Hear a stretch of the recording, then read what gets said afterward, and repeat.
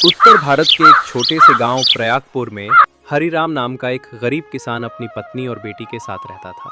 उसकी बेटी का नाम था संध्या। संध्या बचपन से ही बहुत होशियार और समझदार थी।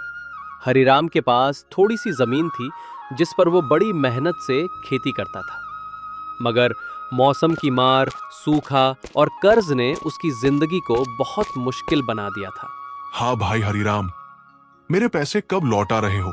गांव के ठाकुर साहब हर साल हरिराम से सूद के पैसे वसूलते और उसकी हालत और भी खराब हो जाती। संध्या अपने माता पिता के संघर्ष को देखती और सोचती रहती कि कैसे उनकी जिंदगी को बदला जाए। वो पढ़ने में तेज थी, मगर पैसे ना होने के कारण स्कूल छोड़ना पड़ा। एक साल ऐसा आया जब सूखा पड़ा और हरिराम की सारी फसल बर्बाद हो गई। हे भगवान, अब मैं क्या करूंगा? ठाकुर साहब ने साफ कह दिया कि अगर हरिराम ने पैसे नहीं लौटाए तो उसकी जमीन छीन ली जाएगी। हरिराम और उसकी पत्नी बेहद परेशान थे, मगर संध्या ने हार मानने से इनकार कर दिया।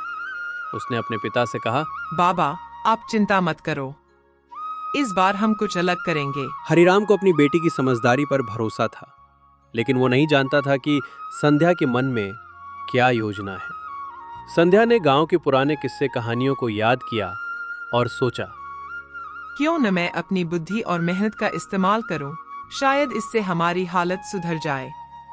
वो अपने बाबा के साथ पास के शहर गई और वहां की मंडी में जाकर बाजार की चाल समझने लगी।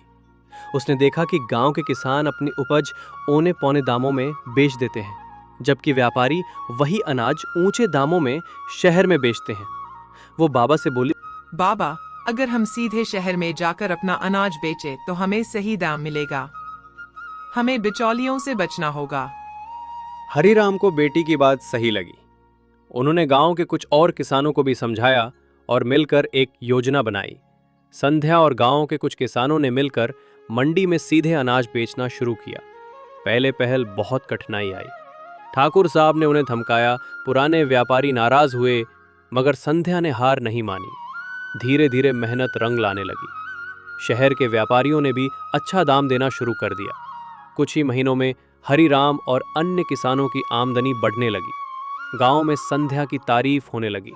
लोग कहने लगे, हरिराम की बेटी तो चमत्कार कर रही। जब ठाकुर साहब ने देखा कि उसके मुनाफे पर असर पड़ रहा है तो उसने चाल चली।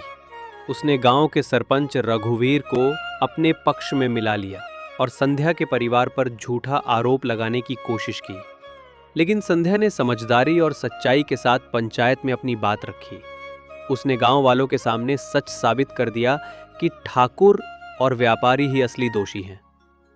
गांव की पंचायत ने भी संध्या का साथ दिया और ठाकुर की चाल नाकाम हो गई। अब संध्या ने केवल अपने बाबा की नहीं, बल्कि पूरे गांव के किसानों की जिंदगी बदल दी थी। गांव में एक छोटा सा सहकारी संगठन बन गया, जहां हर किसान को बराबरी का मौका मिला।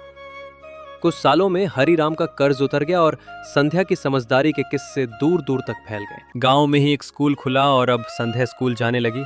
ये कहानी बताती है कि अगर इरादे मजबूत हों और बुद्धि का सही इस्तेमाल हो तो गरीबी, अन्याय और मुश्किलों पर विजय पाई जा सकती है।